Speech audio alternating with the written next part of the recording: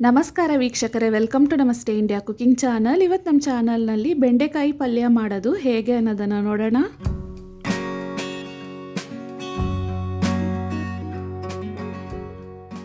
ಅರ್ಧ ಕೆಜಿ ಬೆಂಡೆಕಾಯಿಯನ್ನು ತೊಳೆದ್ಬಿಟ್ಟು 2 ತುದಿಗಳನ್ನು ಕಟ್ ಮಾಡಿ ತೆಗೆದು ಈ ರೀತಿ ಸಣ್ಣದಾಗಿ ಕಟ್ ಮಾಡಿ ಇಟ್ಕೊಂಡಿದ್ದೀನಿ.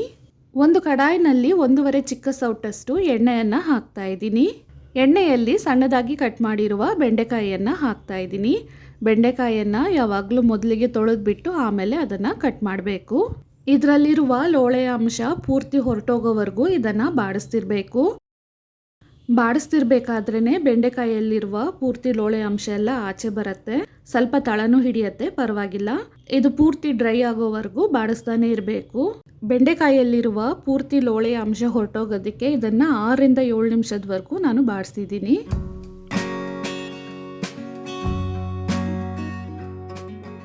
ನೋಡಿ, ಈ ರೀತಿ ಡ್ರೈ ಆಗೋವರೆಗೂ ಬಾಡಿಸ್ತಿರ್ಬೇಕು. ಇದನ್ನು ಒಂದು ಪಾತ್ರೆಗೆ ಬದಲಾಯಿಸ್ಕೊಳ್ತಾ ಇದ್ದೀನಿ. ಅರ್ಧ ಕೆಜಿ ಬೆಂಡೆಕಾಯಿ ಆಗಿರೋದ್ರಿಂದ ಇದನ್ನು ಫ್ರೈ ಮಾಡೋದಕ್ಕೆ ಇಷ್ಟೊಂದು ಟೈಮ್ ತಗೊಂಡಿರ್ಬೋದು. ನೀವು ಕಡಿಮೆ ಮಾಡಿದಾಗ ಇನ್ನೂ ಸ್ವಲ್ಪ ಬೇಗನೆ ಆಗುತ್ತೆ, ಅಥವಾ ಒಂದೊಂದು ಬೆಂಡೆಕಾಯಲ್ಲಿ ಲೋಳೆಯ ಅಂಶ ಜಾಸ್ತಿ ಇರ್ಬೋದು. ಈ ಕಡಾಯಿಯನ್ನು ಸ್ಟೀಲ್ ನಾರ್ ಮತ್ತು ಸೋಪನ್ನು ಉಪಯೋಗಿಸಿ ಸುಲಭವಾಗಿ ಕ್ಲೀನ್ ಮಾಡಬಹುದು.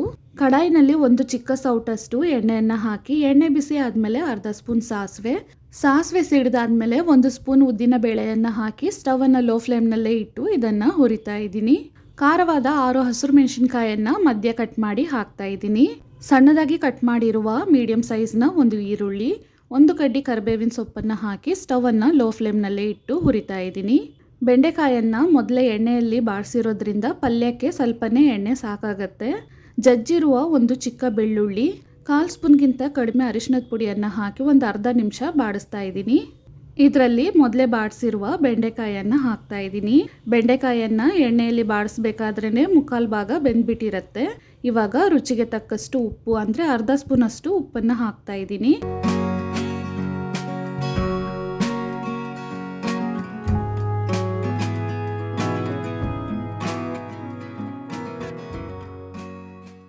ಇದನ್ನು ಚೆನ್ನಾಗಿ ಮಿಕ್ಸ್ ಮಾಡಿದ್ಮೇಲೆ ಒಂದು ಸ್ವಲ್ಪ ನೀರನ್ನು ಹಾಕ್ತಾ ಇದ್ದೀನಿ. ಅಂದರೆ ಒಂದು 1/4 ಲೋಟಗಿಂತ ಕಡಿಮೆ ನೀರನ್ನು ಹಾಕಿದ್ರೆ ಸಾಕು.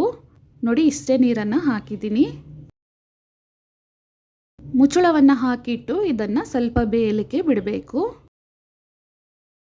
ಇದರಲ್ಲಿರುವ ನೀರಿನಂಶ ಪೂರ್ತಿ ಡ್ರೈ ಆಗೋ ರೀತಿ ಬಾಡಿಸ್ಕೊಬೇಕು.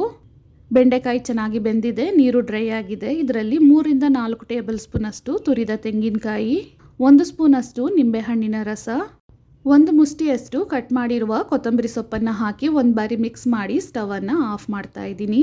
ತುಂಬಾ ರುಚಿಯಾದ ಬೆಂಡೆಕಾಯಿ ಪಲ್ಯ ಇವಾಗ ರೆಡಿಯಾಗಿದೆ.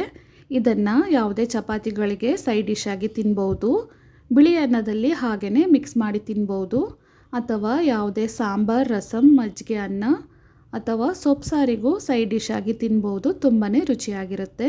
ವೀಕ್ಷಕರೇ, ಈ ವಿಡಿಯೋ ನಿಮಗೆ ಇಷ್ಟ ಆಗಿದ್ದರೆ ನಮ್ಮ ಚಾನಲನ್ನು ಲೈಕ್ ಮಾಡಿ, ಸಬ್ಸ್ಕ್ರೈಬ್ ಮಾಡೋದನ್ನು ಮರೆಯಬೇಡಿ. ಧನ್ಯವಾದಗಳು.